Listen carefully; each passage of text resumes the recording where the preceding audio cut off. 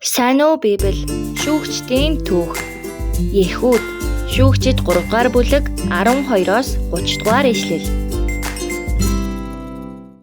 Шүүгч Отниелийн үйл ажиллагааны ачаар Израилийн нутагт 40 жилийн турш инх тайван тогтсон. Гэвч Отниел нас барсны дараа Израилийн ард түмэн Бурхныг орхиж, хөрш орнуудын шүтээнүүдийг дахин шүтэж, муу мухай зүйлсийг дахин хийж эхэлсэн юм. Үүний улмаас ойр орчмын үндэстнүүд Израилийг дахин зовоож эхэлжээ.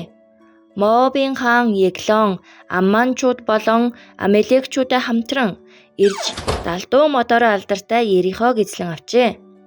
Тэр газарт Моабын хаан 18 жилийн туршид Израилийн ард түмнийг дарлан зовоосон юм. Израилийн ард түмэн их зовлон амсаж дахин нэгэнтээ Бурханд хандан залбирч аврал гуйсан юм а. Израилийн ард түмний хашгирааныг Бурхан сонсоод Бинамин овгийн нэгэн хүн болох Ehudыг сонгон шүүгч болгон дэвшүүлсэн юм. Библиэд Ehud нь 100 гараар бичдэг байсан гэж тэмдэглэгдсэн байдаг. Үнэн дээр энэ нь баруун гараа ашиглаж чаддаггүй гэсэн утгатай. Өнөө үед бол асуудал биш боловч эрт цагт 100 гартай хүмүүсийг муу мухай гэж үзэн дорд үздэг байжээ. Бурхан Отниел шиг үлгэр жишээ болсон хүмүүсийг ашиглан авралын үйлсийг гүйцэлдүүлдэг байсан ч тухайн үед хүмүүсийн зүгээс үл тоомсорлогдож байсан хүнийг ч мөн ашигладаг байжээ.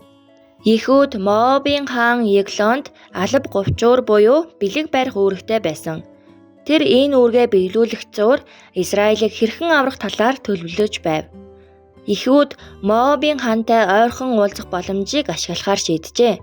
Нэгэн өдөр Ehud хаанд алба говьчуур барихаасаа өмнө баруун гуйндаа сэлмээ нуусан юм.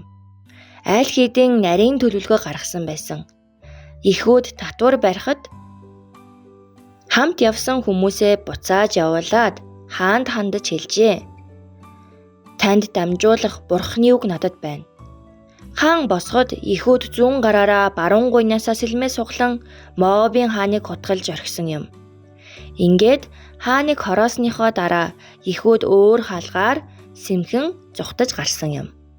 Зүхтсан Ehud Ефраимын уулархаг нутагт очоод бүрээ үлээж Израилийн ард түмнийг цуглуулжээ. Тэгээд чанга дугаар хашгиран намайг даг, эзэн дайснуудыг чинь та нарын гарт өгсөн гэж хэлв.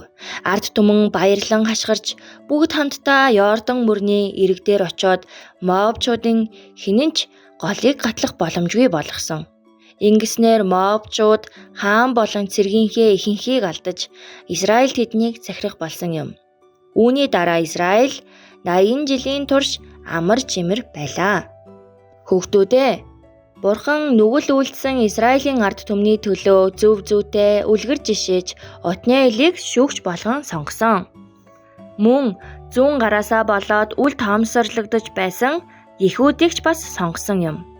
Израилийг аврагчд нь зарим нь гайхамшигтай хүмүүс байсан бол харин зарим нь бусдад гадуурхагдж байсан хүмүүс ч байлаа. Гэвч Бурхан тэднийг ашиглан улсаа аварч инх тайвныг авчирсан юм. Шүүгчид ном бидэнд Израилийн ард түмэн шиг байнга алдаа гаргаж нүгэл хийдэг өөрсдийн амьдралыг эргэцүүлэх боломжийг олгодог. Бурхан үргэлжлүүлэн бидэнд туслах арга замыг хайж байдаг ба бид түүний хүслийн дагуу байж амар амгалан амьдраасай гэж Бурхан үргэлж сандаг гэдгийг битгий мартаарай.